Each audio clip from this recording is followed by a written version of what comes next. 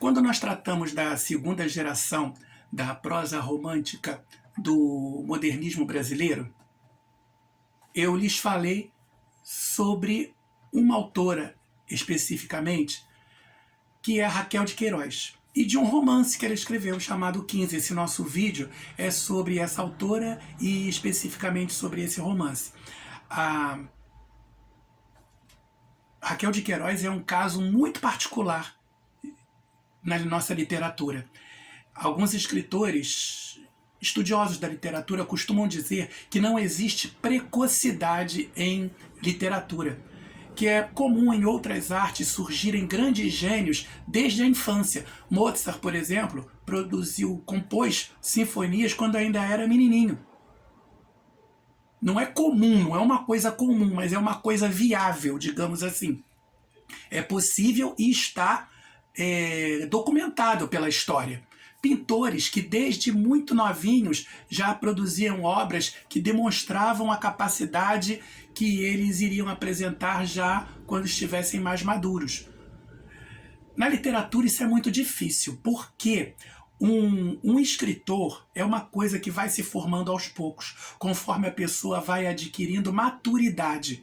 Maturidade ao longo da vida, envelhecendo mesmo, não necessariamente se tornando um idoso, mas uma pessoa com mais compreensão dos fatos da vida que muitas vezes a gente não consegue atingir ainda na infância ou mesmo na adolescência. É preciso alguma dose de contrariedades, de frustrações, de sofrimentos para ir burilando a alma e ao mesmo tempo o estilo. Mas a Raquel de Queiroz foi contra tudo isso. Ainda muito mocinha mesmo, né? Ela escreve um romance, foi o seu primeiro, chamado 15, que conta a história da seca de 1915. Uma seca que foi extremamente dramática e entrou para a história do nosso país e do Nordeste especificamente. Foi uma grande estiagem que causou grande tragédia econômica, social, humana às populações, principalmente, lógico, as mais pobres. O pobre sempre sofre mais.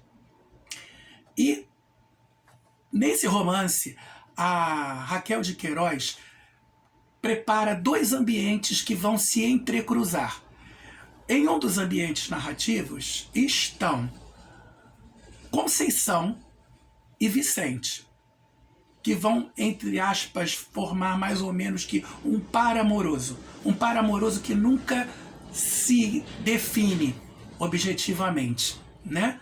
Ela é uma moça estudada, ela é uma moça libertária, ela é uma moça moderna, muito moderna para a sua idade, que lê livros que falam sobre direitos das mulheres, direitos políticos, sobre filosofia, e isso não era muito do agrado da sua avó, que era quem cuidava dela, né?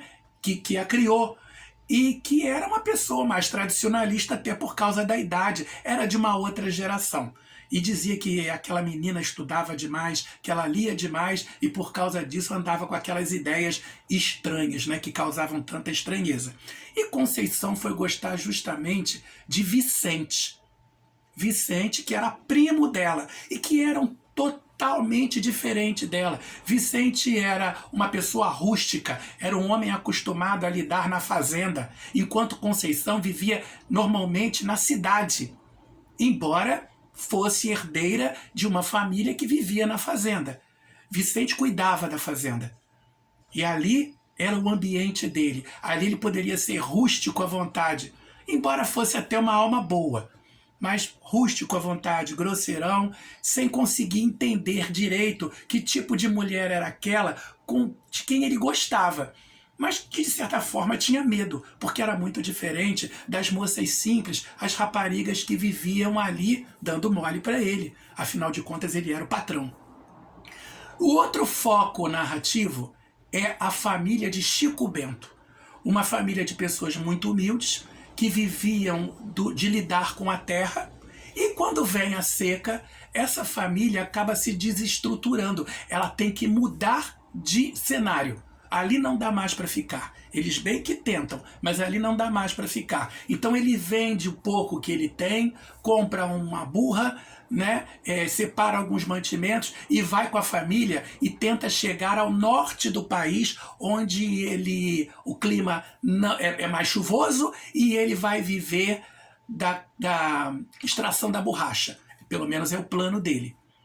Só que as coisas não acontecem do jeito que ele projeta. Dá tudo errado. A seca os pega no meio da estrada com muita violência e um dos filhos morre porque come mandioca crua, que acaba sendo venenosa. O outro vai buscar uma outra, se separa da família e vai buscar uma outra situação de vida, né? Já não quer mais ficar com a família, porque ali provavelmente estaria fadado à fome. E até que Chico Bento acaba chegando na mesma cidade, isso já mais para o final do romance, depois de muito sofrimento, de muita luta, de ver a família se desmanchando, ele acaba chegando em uma cidade onde há, uma grande cidade, onde há uma espécie de campo de concentração, onde são recebidos os refugiados, aqueles retirantes que estão tentando escapar da seca. E lá quem é que ele encontra? Encontra a Conceição, que está trabalhando num campo desse, ajudando as pessoas. Ela acaba adotando um dos filhos do Chico Bento e o ajuda para que ele melhore de vida. Ele então compra uma passagem e vem para o sul, vem para São Paulo, já anunciando aquilo que seria o ciclo migratório do pobre retirante, o fugitivo da seca. Vir para o sul, para o Rio de Janeiro, para São Paulo, onde ele há de ser tratado como um retirante, como um marginal. Os paulistas chamam os nordestinos de baianos, e assim como os cariocas chamam de paraíbas, já mostrando que é uma segunda classe de gente.